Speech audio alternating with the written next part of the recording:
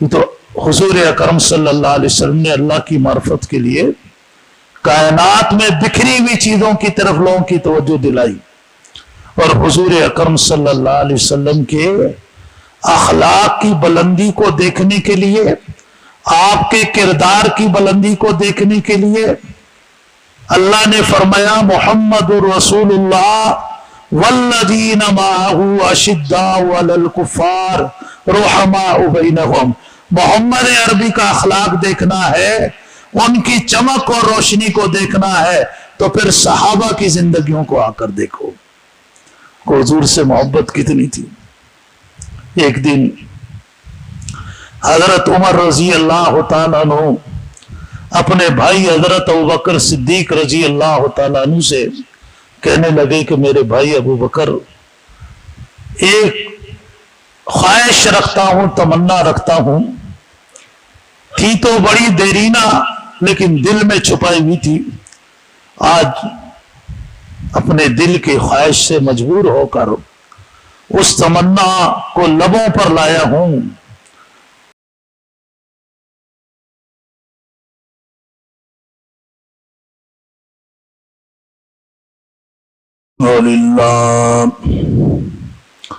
الحمد للہ حمدا کثیرا کما امر، ونشہد ان لا الہ الا اللہ وحدہ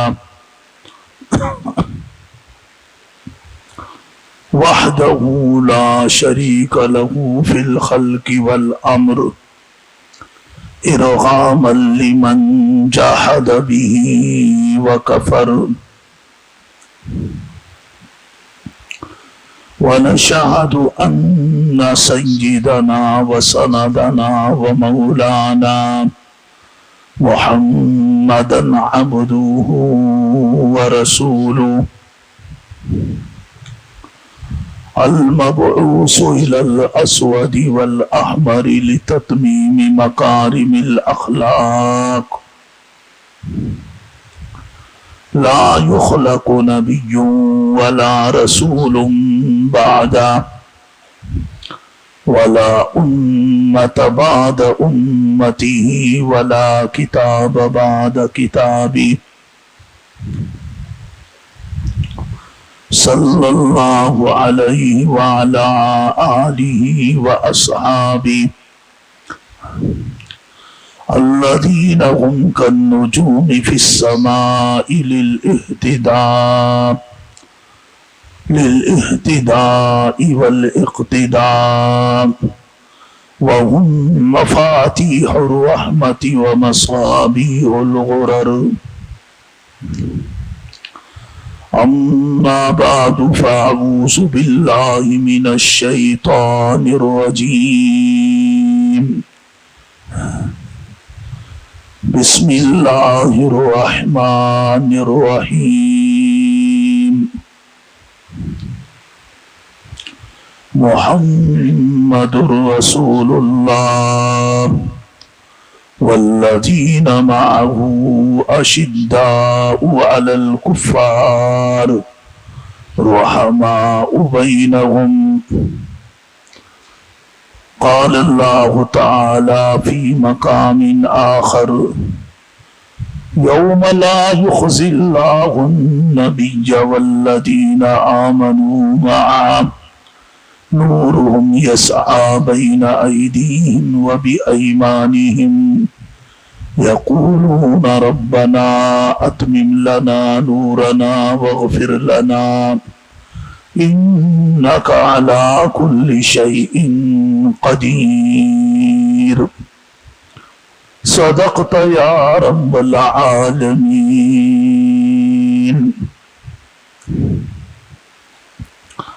واجب الاحترام گرامی قدر معزز حاضرین محفل، السلام علیکم ورحمۃ اللہ وبرکاتہ.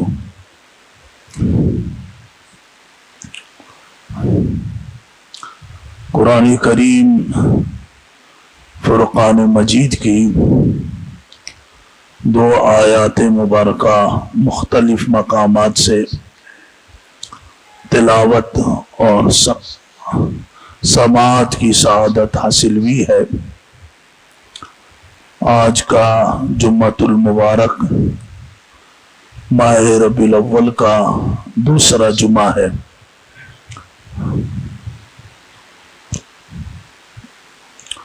ربیع الاول کے مبارک مہینے میں جہاں بھی کوئی دینی گفتگو ہوتی ہے وہ رحمت للعالمین صلی اللہ علیہ وسلم کی سیرت مبارکہ، آپ کی حیات طیبہ، پاکیزہ زندگی سے متعلق ہی ہوتی ہے۔ ہماری مسجد کی یہ خصوصیت ہے کہ ہمارے یہاں سال کے 12 مہینے قرآن پاک کا درس بھی ہوتا ہے، جمعے کا واعظ بھی ہوتا ہے، وہ وقتاً فوقتاً بھی دینی گفتگو ہوتی ہے۔ اور یہ سب کو پتا ہے کہ دین حضور اکرم صلی اللہ علیہ وسلم کی اداؤں کا نام ہے۔ دین صحابہ کرام اور اہل بیت کی اداؤں کا نام ہے۔ دین کی بات، دینی گفتگو گویا کہ حضور اکرم صلی اللہ علیہ وسلم کی سیرت طیبہ ہے۔ حضور اکرم صلی اللہ علیہ وسلم کی سیرت طیبہ کو اللہ نے قرآن کریم میں بھی بیان فرمایا، بلکہ جن کو اللہ نے فہم و ادراک کا بلند ملکہ اور مقام عطا فرمایا،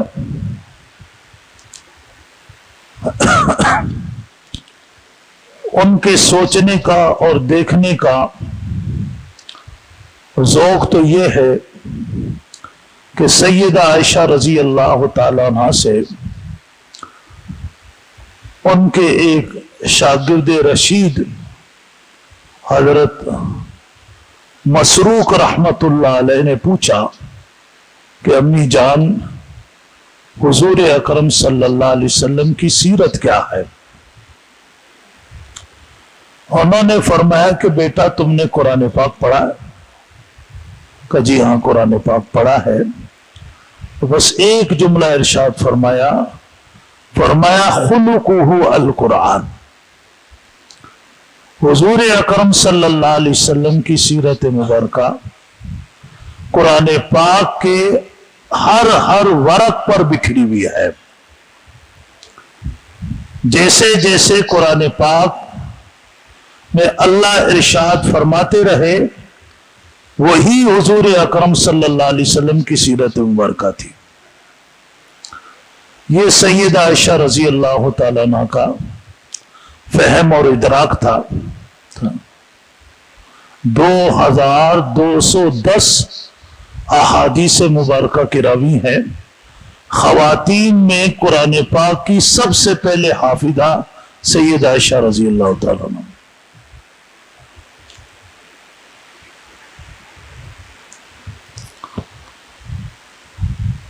تو ہر ایک نے جو حضور اکرم صلی اللہ علیہ وسلم کی سیرت کو اور قرآن پاک کو جتنا قریب سے دیکھا اور پرکھا اور سمجھا، انہوں نے اپنے ذوق کو بیان کیا۔ کسی نے قرآن پاک پڑھا، حضور کی زندگی کو دیکھا، تو اس نے یہ کہا کہ مجھے یوں لگتا ہے کہ اللہ نے قرآن 2 اتارے ہیں۔ ایک قرآن تو یہ ہے جو اس وقت ہمارے پاس کاغذ کے اوراق پر لکھا ہوا ہے، اور ایک قرآن حضور اکرم صلی اللہ علیہ وسلم کی زندگی مبارکہ ہے۔ آپ چلتا پھرتا ہوا قرآن تھے، اور یہ قرآن وہ ہے جو ہم کہیں الماری میں رکھ دیتے ہیں، کبھی کسی ٹیبل پہ رکھ دیتے ہیں۔ تو یہ فہم اور ادراک کی بات ہے۔ صحابہ کرام جن کو حضور اکرم صلی اللہ علیہ وسلم کا قرب اس امت میں سب سے زیادہ نصیب ہوا ہے، انہوں نے اپنی پیاری آنکھوں سے حضور اکرم صلی اللہ علیہ وسلم کو دیکھا، آپ کے حلقہ رسالت میں وقتاً فوقتاً کسی کو زیادہ کسی کو کم جس طرح مقدر اور نصیب تھا، بیٹھنے کی سعادت حاصل ہوئی۔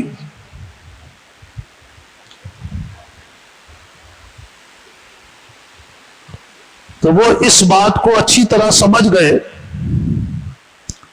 کہ حضور اکرم صلی اللہ علیہ وسلم سے جسے جس قدر بھی نسبت حاصل ہوئی ہے، اس نسبت کا، اس مقدر کا، اس نصیب کا دنیا کی دولت سے، دنیا کے عہدوں سے، منصبوں سے مقابلہ نہیں کیا جا سکتا۔ حضور اکرم صلی اللہ علیہ وسلم کے صحابہ میں ایک صحابی ہیں جنہیں آپ صلی اللہ علیہ وسلم کی مدح اور تعریف کا اللہ کی طرف سے ایک بڑا حصہ نصیب ہوا، جسے حضرت حسان بن ثابت کے نام سے یاد کیا جاتا ہے۔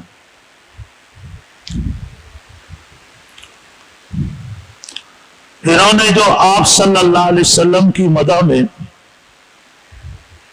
جو کلمات کہے ہیں، آج بھی جو لوگ عربی کو جاننے کا ذوق رکھتے ہیں، وہ اس بات کا اعتراف کرتے ہیں کہ حضرت حسان کے بعد آپ کی تعریف میں بہت کچھ کہا گیا، بہت کچھ لکھا گیا، لیکن جو حضرت حسان نے آپ کی تعریف میں کہا ہے، یہ بعد والا اس کے عشر عشیر کو بھی نہیں پہنچتا ہے کہ حضرت حسان نے کہا۔ مدینہ منورہ میں وقتاً فوقتاً ایک بازار لگتا تھا، جس میں لوگ اپنے اسٹال لگاتے تھے، خیمے لگاتے تھے، اور ضرورت کی اشیاء بیچی جاتی، خریدی جاتی۔ اس میں ایک خیمہ لگتا تھا، سرخ خیمہ، اور اس میں خاتون بیٹھتی تھی جن کا نام تھا حضرت خنسا رضی اللہ تعالیٰ عنہ۔ ان کے پاس اشیاء خرد و نوش میں سے کوئی چیز نہیں ہوتی تھی، بس یہ بیٹھتی تھی۔ ان کو عرب زبان پر بڑا عبور حاصل تھا، فصاحت اور بلاغت کا اللہ نے ان کو ایک ملکہ دیا تھا۔ تو ان کے پاس دور دراز سے شعراء عرب آتے تھے اپنے قصیدوں کی، اپنے اشعار کی اصلاح کرانے کے لیے۔ تو ایک مرتبہ حضرت حسان بھی چلے گئے، یہ بھی عرب کے مشہور شاعر تھے، اپنی کاپی لے گئے، اپنا لکھا ہوا ایک مضمون لے گئے، سیدہ خنسا سے جا کر دیا اور فرمایا کہ اس میں جو قابل اصلاح جملے ہیں، حروف ہیں، کلمات ہیں، ان کی اصلاح فرما دیجئے۔ انہوں نے ان کا وہ مواد لیا اور فصاحت اور بلاغت کی جہاں جہاں اپنے علم اور شعور کے اعتبار سے اصلاح کی ضرورت محسوس کی، وہاں پر نشان لگا دیے، اصلاح فرما دی۔ لیکن ساتھ میں ایک تاریخی جملہ ارشاد فرمایا، فرمائے کہ حسان، یہ تو فصاحت اور بلاغت کے پہلو سے جو کچھ میں نے محسوس کیا اس کی اصلاح کی ہے، لیکن ایک بات یاد رکھو، تمہیں جو اللہ نے رحمت للعالمین صلی اللہ علیہ وسلم کی مدح اور تعریف کے لیے منتخب فرمایا، اور یہ سعادت اللہ نے تمہاری جھولی میں ڈالی، کائنات کی کوئی دولت اس سعادت کا مقابلہ نہیں کر سکتی ہے۔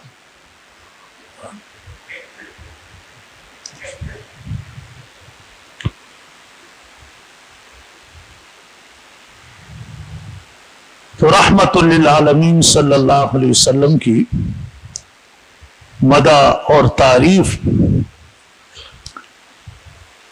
جس کو یہ سعادت مل جائے اس کی بلندیوں کا کوئی مقابلہ نہیں کر سکتا ہے۔ پھر حضور اکرم صلی اللہ علیہ وسلم کی شخصیت کو، آپ کی پاکیزہ زندگی کو، حیات کو دیکھ کر لوگوں کو اللہ کی معرفت اور اللہ کی محبت نصیب ہوئی ہے۔ لیکن کسی نے کہا ہے کہ سر سے لے کے پاؤں تک تنویر ہی تنویر ہے۔ تنویر کہتے ہیں روشنی کو،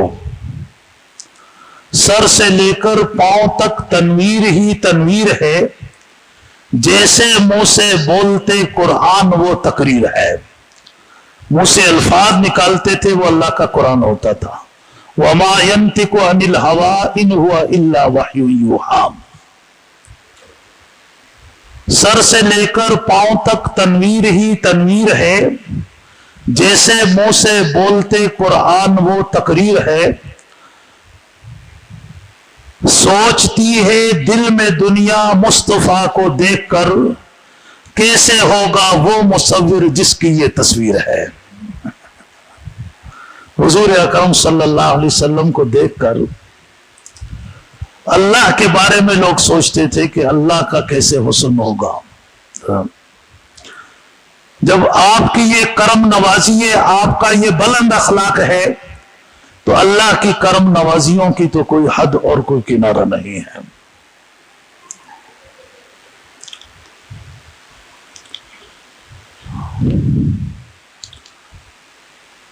حضور اکرم صلی اللہ علیہ وسلم کو دیکھ کر صحابہ کرام نے اللہ کی محبت اور اللہ کی معرفت کو حاصل کیا۔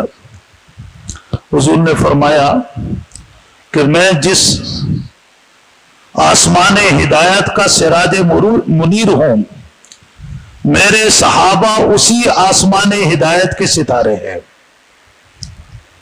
میرے صحابہ میں جو چمک اور روشنی ہے یہ مجھی سے مستعار ہے، مجھ سے لی گئی ہے۔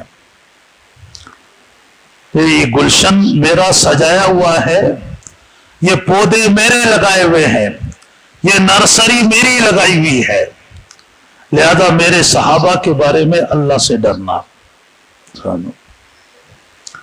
اللہ نے اپنی معرفت کے لیے حضور اکرم صلی اللہ علیہ وسلم کو بھیجا، معلم بنایا، اور حضور نے اللہ کی معرفت کے لیے لوگوں کو پوری کائنات کی طرف متوجہ کیا۔ اور یہ وہ حقائق ہیں کہ جو دوست قرآن و سنت کے مطالعے کا ذوق رکھتے ہیں، اللہ نے انہیں یہ سعادت دی ہے، وہ اس کو سمجھتے ہیں کہ قرآن نے فرمایا افلا ينظرون الى الابل كيف خلقت افلا ينظرون الى السماء كيف رفعت والى الابل كيف خلقت والى الجبال كيف نصبت والى الارض كيف سطحت۔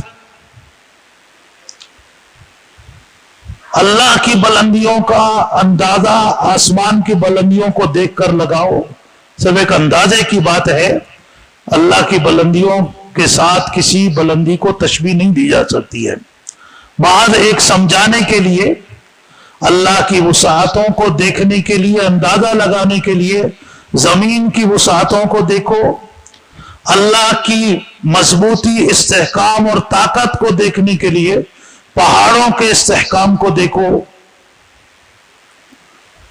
تو حضور اکرم صلی اللہ علیہ وسلم نے اللہ کی معرفت کے لیے کائنات میں بکھری ہوئی چیزوں کی طرف لوگوں کی توجہ دلائی، اور حضور اکرم صلی اللہ علیہ وسلم کے اخلاق کی بلندی کو دیکھنے کے لیے، آپ کے کردار کی بلندی کو دیکھنے کے لیے اللہ نے فرمایا محمد رسول اللہ والذین معہ اشداء علی الکفار رحماء بینہم۔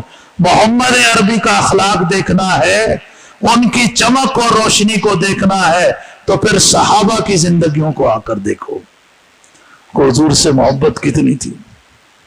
ایک دن حضرت عمر رضی اللہ تعالیٰ عنہ اپنے بھائی حضرت ابوبکر صدیق رضی اللہ تعالیٰ عنہ سے کہنے لگے کہ میرے بھائی ابوبکر، ایک خواہش رکھتا ہوں، تمنا رکھتا ہوں، تھی تو بڑی دیرینہ لیکن دل میں چھپائی ہوئی تھی، آج اپنے دل کی خواہش سے مجبور ہو کر اس تمنا کو لبوں پر لایا ہوں، اور تمنا یہ ہے کہ تمہیں غار ثور میں ہجرت کے سفر میں جو حضور اکرم صلی اللہ علیہ وسلم کے ساتھ 3 دن اور 3 راتیں تنہائی کی نصیب ہوئی ہیں، میرا ذوق یہ ہے کہ میری ساری زندگی کے سجدے، ساری زندگی کی نمازیں، ساری زندگی کا جہاد، ساری زندگی کی خیرات اور صدقات، اور ساری زندگی کے حج اور عمرے، ساری زندگی کی ساری نیکیاں لے لیں اور حضور اکرم صلی اللہ علیہ وسلم کے ساتھ غار ثور میں ہجرت کے سفر میں گزاری ہوئی 3 راتوں کی نیکیاں میرے جھولی میں ڈال دیں۔ ابو بکر صدیق رضی اللہ تعالیٰ عنہ نے فرمایا کہ میرے بھائی عمر،